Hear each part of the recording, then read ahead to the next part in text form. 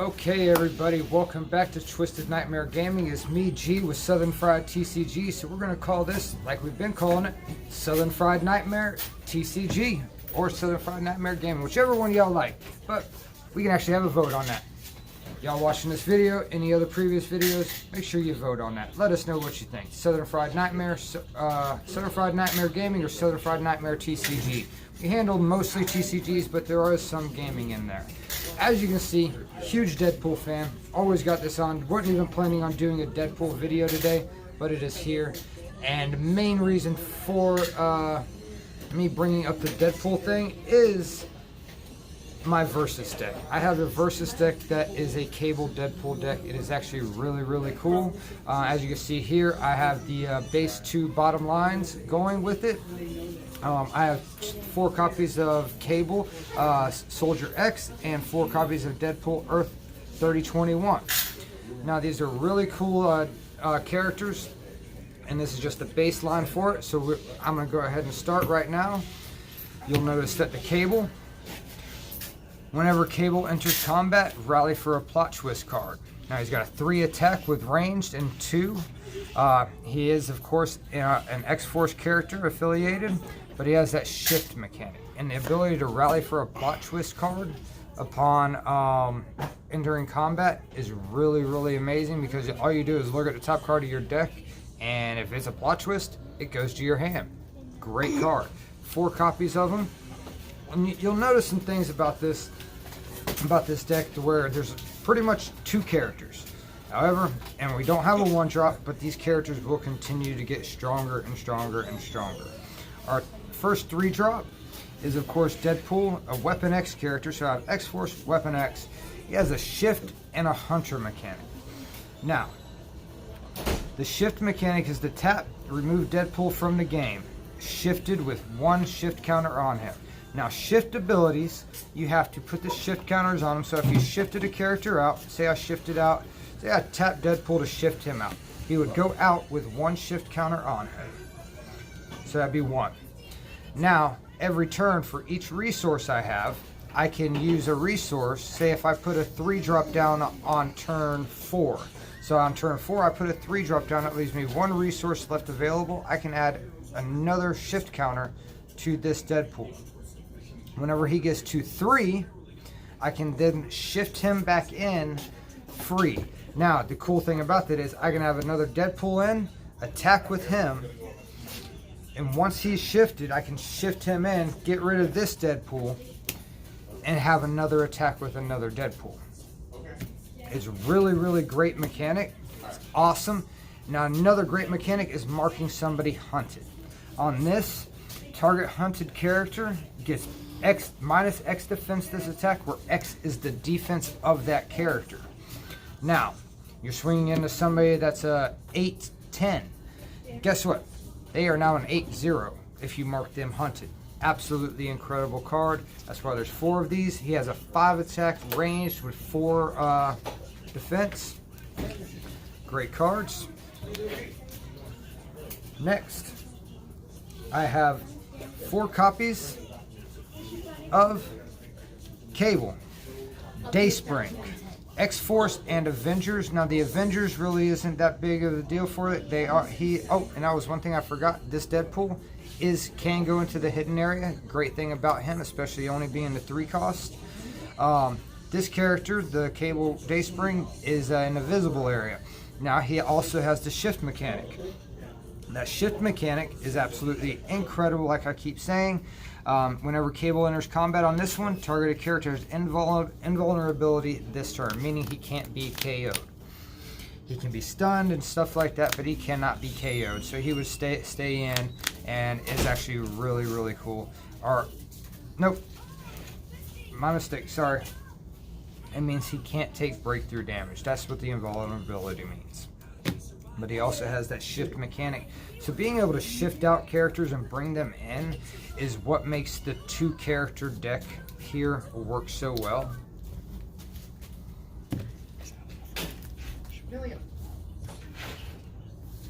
Next, I have 4 copies of Deadpool Chatty Cathy. Now, He is in a visible area. He is a Weapon X character, and he has that Hunter ability with a 10 attack, ranged, and an 8 defense. Now, his ability, Deadpool has an invulnerability while in combat with a hunted character. So now you mark several characters hunted by shifting and marking one hunted with one character, bringing in another character, marking that character hunted, so on and so forth. So you end up with a couple of your opponent's characters hunted. Now, the rollover mechanic does come into effect to where this character's hunted ability works off of this character's hunted. So each one, no matter what, they're hunted, like it starts coming in crazy. But in order to get the minus defense, it does have to be done with this. But if you have somebody hunted, they will still have the minus defense from this one. It's absolutely incredible. Now we start getting into the true heavy hitters of this deck. That is the 5-drop. Next, we have 4 copies of our 6-drop Cable. 6-drop Cable is the Temporal Traveler. Now, awesome. Like, he's one of the greatest cards in the deck. Whenever Cable enters combat for the first time, each turn a plot twist you control face down. Now, we will go over why that's so spectacular after we get into some of the plot twists and stuff like that for the resources, because that is one of the biggest breaks in the game that is just absolutely so incredible. He is in a visible area. He's a 13 attack with flight and range and 12 defense. Excuse me. Now, unfortunately, and this is only due to room. I would try to make more room for this, but as of right now, I only have one of him. Is Deadpool Party Pooper. One of my favorite Deadpools. I really love the art. It's kind of one of the comic-y arts. He's a Weapon X character. He is in the visible area. Yep, he is in a visible area, and he has that Hunter ability, just like all the rest of the Deadpools. And whenever Deadpool stuns a hunted character, ready Deadpool. So if you have 3 hunted characters, attack, you stun one of their hunted characters, untap Deadpool, because that's what ready means. You go into the next hunted character, you stun him, untap Deadpool. Go into the next hunted character, untap Deadpool. Absolutely amazing card, especially with the 17 attack, ranged, and 14 defense. He has been just a hatred of many of my opponents. I hate him. He'll sit right there. He's going to just sit there. As a matter of fact, he's going to sit there with his buddy Cable, the Temporal Traveler. Because these guys working together, the moment you can pull both of them out together, it is absolutely amazing. Next is the only equipment in the game. It is Scimitar. Oh. Now, Scimitar says when equipped character gets +2 attack, while Scimitar is equipped to Cable. Whenever he stuns a character, draw a card, and you may return Scimitar to its owner's hand. So you're constantly cycling out. You're constantly drawing more cards because of this. It really helps out. Like, that is one of the most awesome cards that could ever be put into this deck, especially for that +2 attack and drawing the cards, and then being able to return this to hand so you can put it on another Deadpool after you shift some out and shift some in. Things start going really quick, really bad for your opponents really quick. Then, now we are at our plot twist. We have 4 copies of the Select. The Select is a plot twist that says choose 2 affiliations among characters you control.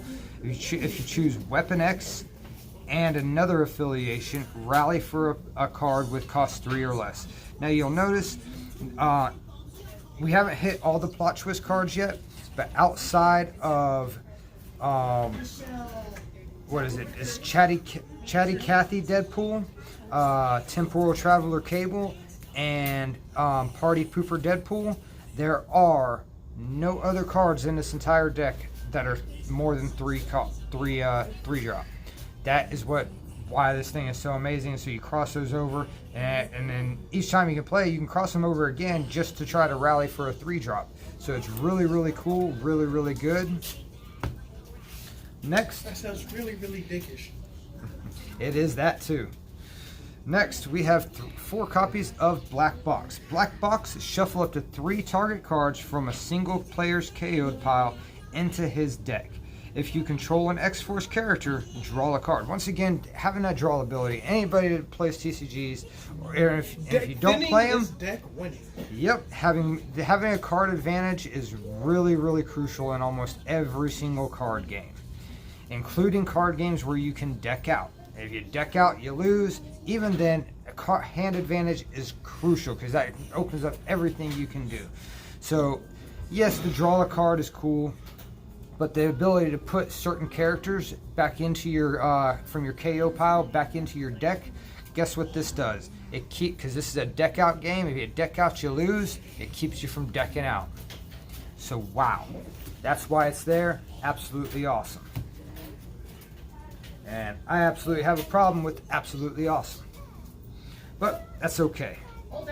I could say Cowabunga, Tubular, Righteous.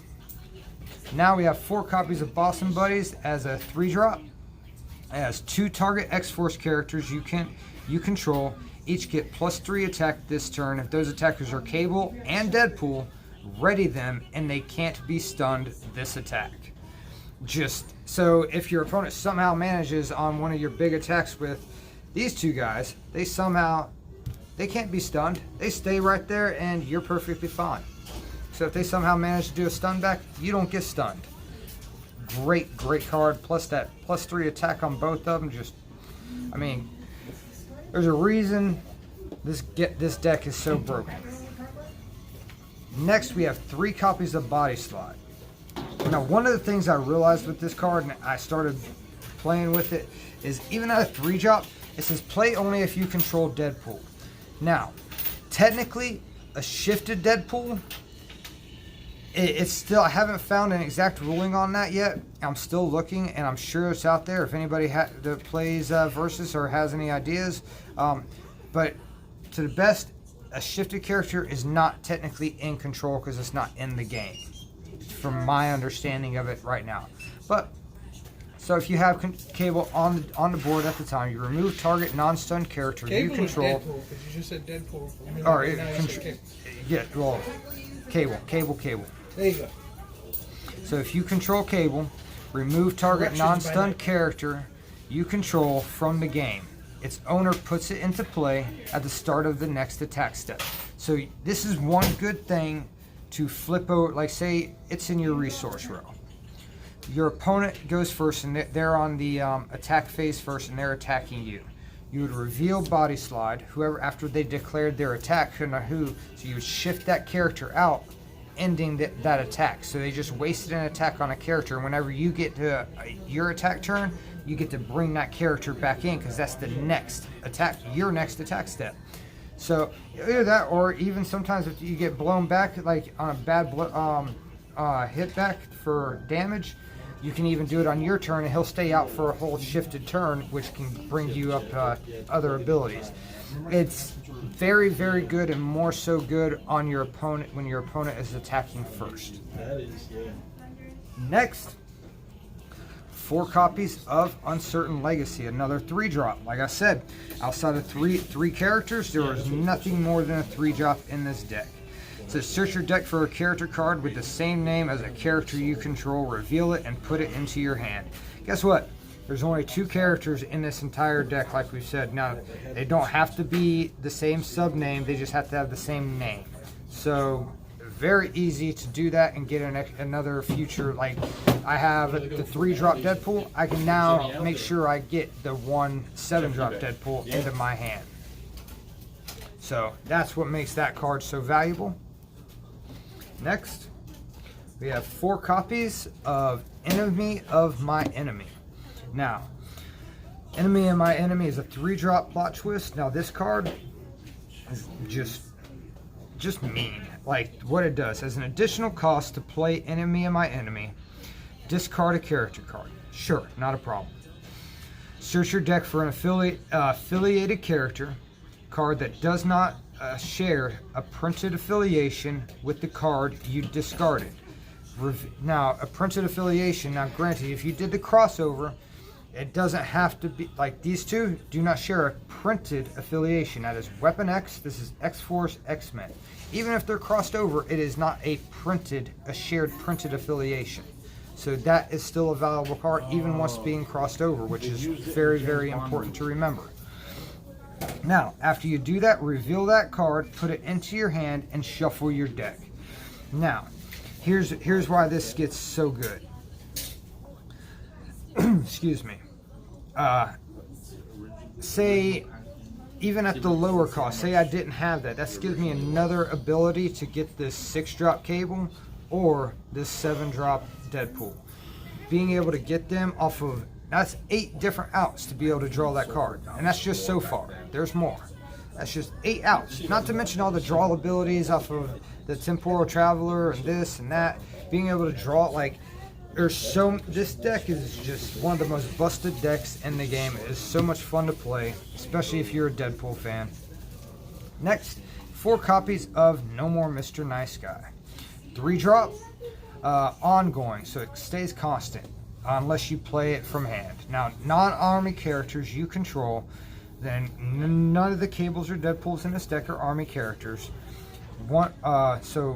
Non-army characters you control that share 1 or more names with a affiliated or with a shifted card you own get +2/+2. So I have this Deadpool in play, or this Cable in play, and I have another Cable in play and shifted out. This Cable now gets +2/+2, and it's ongoing. So at that point, if I shift one out and shift another one in, that one then gets the +2/+2. So that is just, and it's ongoing. Like I said, being able to keep that +2/+2 on Cable and Deadpool helps them stay alive and helps them attack even stronger. Next, I'm getting down to the end of the 100-card deck, is 4 copies of Techno Organic Virus, 3-drop. Draw cards equal to the cost of a Cable you control, then reveal your hand and discard all non-plot twist cards. Now, once again, that goes back to, what was it? I forget which one it was. Off the top of my head, it's the one that you put cards back into your deck. I thought I had more buttons though. Oh well, it is one of the cards that lets you put cards back into your deck from your KO pile.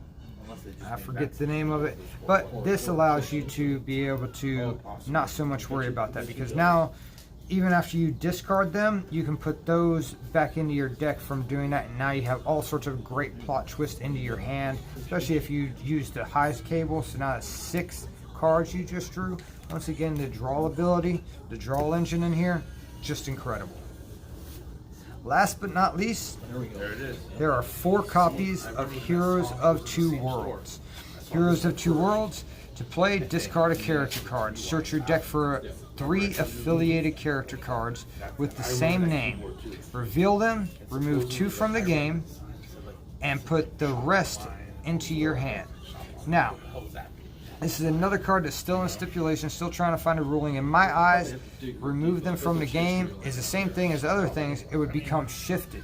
And it doesn't say that, so that's why I haven't been playing it like that. But in my eyes, I think that's what it is. Any clarification from any Versus players that actually play the game would be awesome. But I believe that's what it is.